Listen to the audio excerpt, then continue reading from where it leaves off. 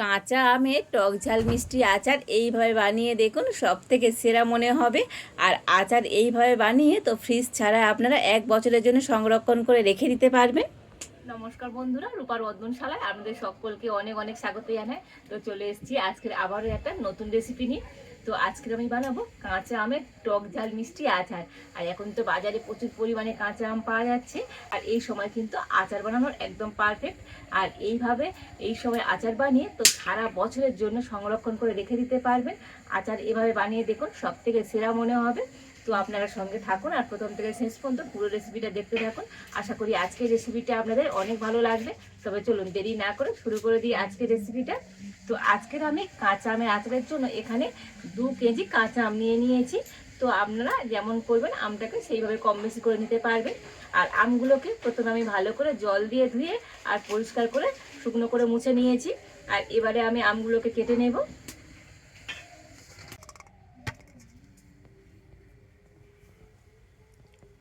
তো এখানে আমি বঁটি নিয়েছি, তো বঁটি দিয়ে আমগুলো কেটে নেব।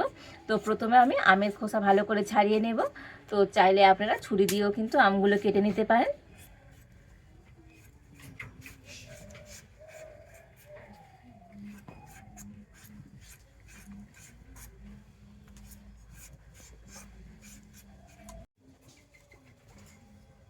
তো দেখুন আমের খোসা ভালো করে ছাড়িয়ে নিয়েছি। আর এবার আমি আমটাকে কেটে নেব। প্রথমে আমি মাঝখান দিয়ে এইভাবে কেটে নিচ্ছি।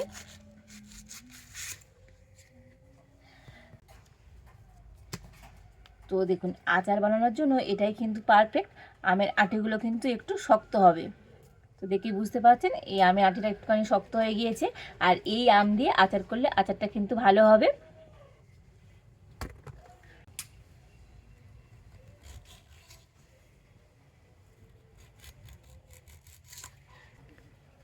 আর দেখুন আমটা এরকম আমি সরু সরু লম্বা লম্বা করে কেটে নিচ্ছি।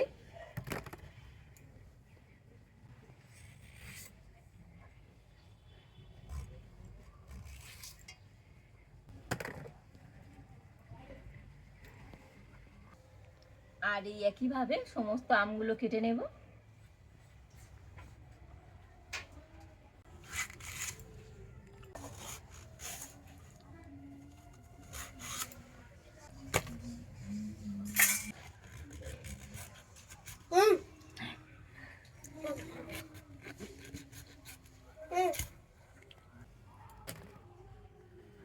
তো সব আমগুলোকে আমি এরকম সরু সরু করে কেটে নিয়েছি। আর এবারে আমি এই আমের মধ্যে দিয়ে দেব হলুদ। তো 1 চামচ হলুদ গুঁড়ো দিয়ে দিচ্ছি। তো হলুদ গুঁড়ো দিয়ে আমটা কিন্তু ভালো করে মিশিয়ে নেব।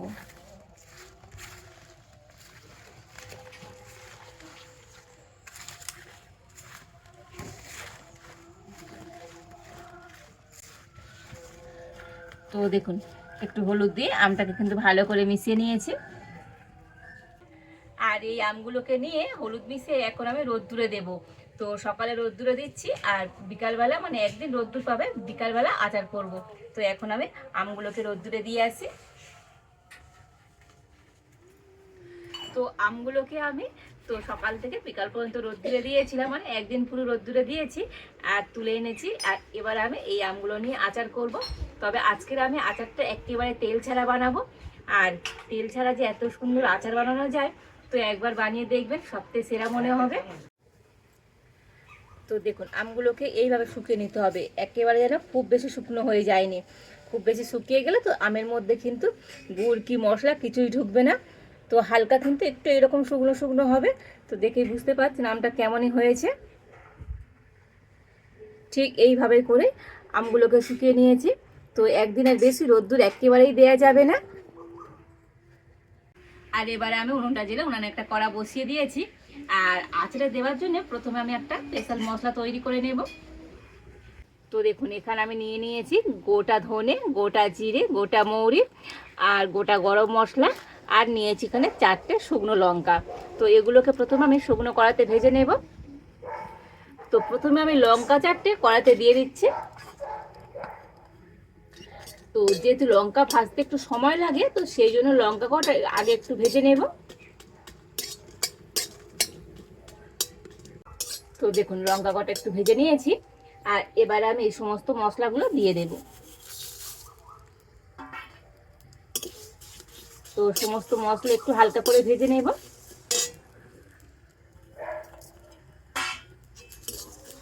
তো খুব বেশি ভাজার দরকার নেই, তো মশলা বেশি ভাজলে তো তিতো হয়ে যাবে, তো সেই জন্য মশলাগুলোকে একটু হালকা করেই ভেজে নিতে হবে। তো দেখুন মশলাগুলো ভেজে নিয়েছি, আর এই মশলাগুলোর থেকে সুন্দর কিন্তু একটা সেন্টও বার হয়েছে। আর এবারে আমি এই মশলাটা নামিয়ে নেব।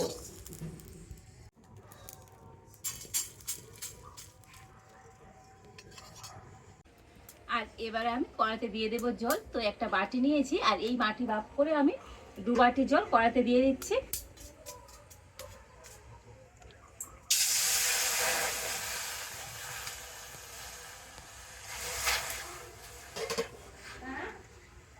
আর এবারে আমি কড়াতে দিয়ে দেব গুড়।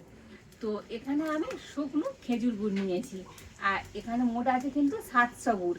তো 2 কিলো আম নিয়েছি, তার জন্য এখানে আমি 700 গুড় নিয়েছি। তো আচারটা আমি একটু টক মিষ্টি করবো, সেই জন্য গুড়ের পরিমাণটা কমিয়ে নিয়েছি। তো আপনারা যদি মিষ্টি আচার পছন্দ করেন, তো এখানে সেক্ষেত্রে 1 কেজি গুড়, কিংবা যদি চিনি দিয়ে করেন তো 1 কেজি চিনি দিয়ে দেবেন। জলটা কিন্তু ফুটতে শুরু করে দিয়েছে, আর এবার আমি এই গুড়টাকে জলের মধ্যে দিয়ে দিচ্ছি।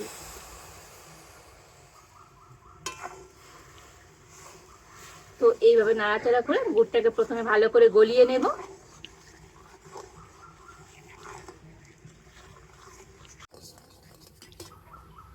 তো দেখুন গুড়টা কিন্তু জলের সাথে ভালোভাবে গুলে নিয়েছি। তো একটু এরকম নাড়াচাড়া করলে গুড় কিন্তু খুব ভালোভাবে গুলে যাবে। আর এবারে আমি গুড়টাকে ফুটিয়ে একটু ঘন করে নেব। তো গুড়টা ততক্ষণ একটু ফুটুক, আর এদিকে যে মশলাটা আমি ভেজে নিয়েছিলাম, তো মশলাটা গুঁড়ো করে নেব। তার জন্য আমি একটা মিক্সি জার নিয়ে নিয়েছি, আর এই মশলাগুলো এখন মিক্সি জারের মধ্যে দিয়ে দেব। তবে লঙ্কাগুলো মোটা আমি ছাড়িয়ে আর ফেলে দেব। আর লঙ্কাগুলোকে একটু এরকম 2 টুকরো করে দিচ্ছি।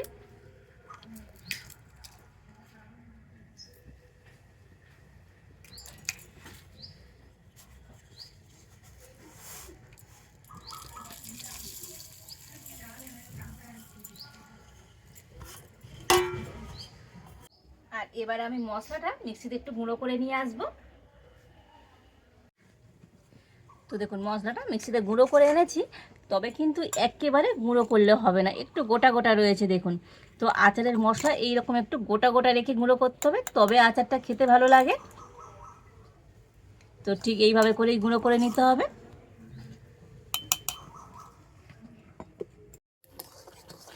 আর এবারে দেখুন গুড়টাকে ফুটিয়ে তো অনেকটাই ঘন করে নিয়েছি, তো দেখে বুঝতে পারছেন আগের থেকে কিন্তু গুড়টা অনেকটাই ঘন হয়ে গিয়েছে। আর এবার আমি এই গুড়ের মধ্যে আমটা নিয়ে দিয়ে দেব।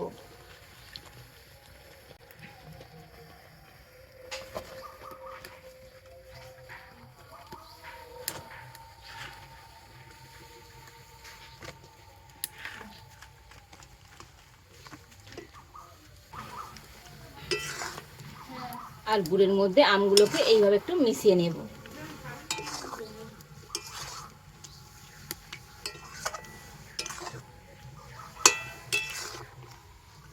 আর এবার আমি আমের মধ্যে দিয়ে দেব লবণ। তো দিয়ে দিচ্ছি 1/2 চামচ এমনি নর্মাল লবণ, সেটা লবণে আমরা প্রতিদিন রান্না করি। আর দিয়ে দেব 1/2 চামচ বিট লবণ। তো 2 রকম লবণ দিয়ে আচার বানালে আচারটা খেতে কিন্তু অনেক বেশি সুন্দর হয়। আর 1/2 চামচ হলুদ গুঁড়ো দিয়ে দিচ্ছি। তো আগেও আমের মধ্যে হলুদ ছিল, তো সেই জন্য হলুদ গুঁড়োটা এরকম 1/2 চামচ দিলেই হবে। আর আবার আমি সব কিছু কিন্তু এইভাবে গুড়ের সাথে ভালো করে মিশিয়ে নিয়ে ফুটিয়ে নেব।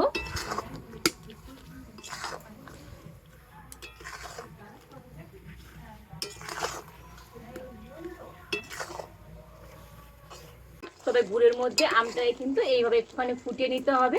তো একটু ফুটিয়ে নিলেই তবে কিন্তু এই আমের মধ্যে ভালো মতো গুড়টা ঢুকবে। তো আম একটুখানি এইরকম শুকনো করে নিয়ে আর আচার তৈরি করবেন। আর এই আচারটা তো আপনারা 1 বছরের জন্য সংরক্ষণ করে রাখতে পারবেন, কোনো রকম ফ্রিজে রাখতে হবে না, আর রোদ্দুরেও দিতে হবে না। এইভাবে আচার বানিয়ে রেখে দিলে তো 1 বছরেরও বেশি কিন্তু ভালো থাকবে। তো গুড়ের সাথে আমটা কিন্তু ফুটিয়ে অনেকটাই আমি ঘন করে নিয়েছি। তো গুড়টা অনেকটাই গাঢ় গাঢ় হয়ে গিয়েছে। আর এবারে আমি এই আচারের মধ্যে যে আচারের মশলাটা আমি তৈরি করে রেখেছিলাম, তো এই মশলাটা দিয়ে দেব। তো দেখুন গুড়টা কিন্তু আগের থেকে অনেকটাই ঘন হয়ে গিয়েছে। তো আম একটু শুকিয়ে নিয়ে আচার করলে দেখবেন আমগুলো খুব সুন্দর কিন্তু গোটা গোটা থাকবে, একটু আম কিন্তু গলে যাবে না। দেখে বুঝতে পারছেন প্রত্যেকটা আম কত সুন্দর গোটা গোটা রয়েছে। এই ভাজা মশলাটা আমি 2 চামচ দিয়ে দেব।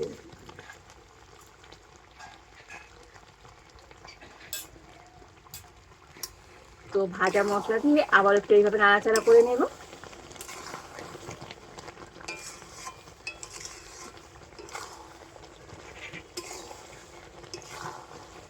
ভাজা মশলাটা কিন্তু একেবারে শেষে দিতে হবে। আর এবারে ভাজা মশলাটা দিয়ে ভালো করে মিশিয়ে নিয়েছি। আর এবারে আমি আচারটা নামিয়ে নেব।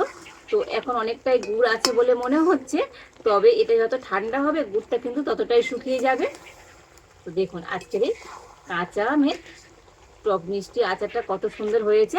তো সম্পূর্ণ কিন্তু এটা স্বাস্থ্যকর আচার। তো এর মধ্যে কোনো রকম তেল কিংবা চিনি আমি কিছুই দিইনি। তো আপনারা খুবই স্বাস্থ্যকরভাবে এইভাবে গুড় দিয়ে বাড়িতে আচার তৈরি করতে পারেন। তো আজকের আমার কাঁচা আমের টক মিষ্টি আচারটা একেবারে রেডি। আর এবার আমি নামিয়ে নেব। তো কড়া শুদ্ধ আচারটা নামিয়ে নিয়েছি। আর এবার আমি এই কড়ার মধ্যে আচারটাকে একটু ঠান্ডা করে নেব। তো এখন আমি এইভাবে রেখে দেব। তো আচারটা আমি এবার ঠান্ডা করে নিয়েছি আর একটা প্লেটের মধ্যে নিয়ে নেব। তো দেখুন ঠান্ডা হতে আচারটা কত শুকনো শুকনো শুকনো হয়ে গিয়েছে, দেখেছেন গুড়টা কতটা টাইট হয়ে গিয়েছে। আর এবার আমি এই আচারটা একটা প্লেটের মধ্যে করে নিয়ে নেব।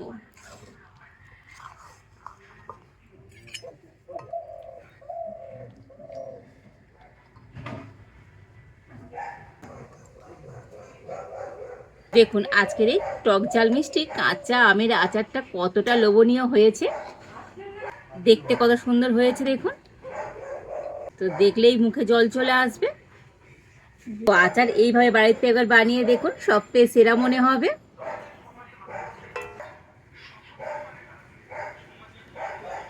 তো এইভাবে আচার বানিয়ে তো আপনারা সারা বছরের জন্য সংরক্ষণ করে রাখতে পারবেন।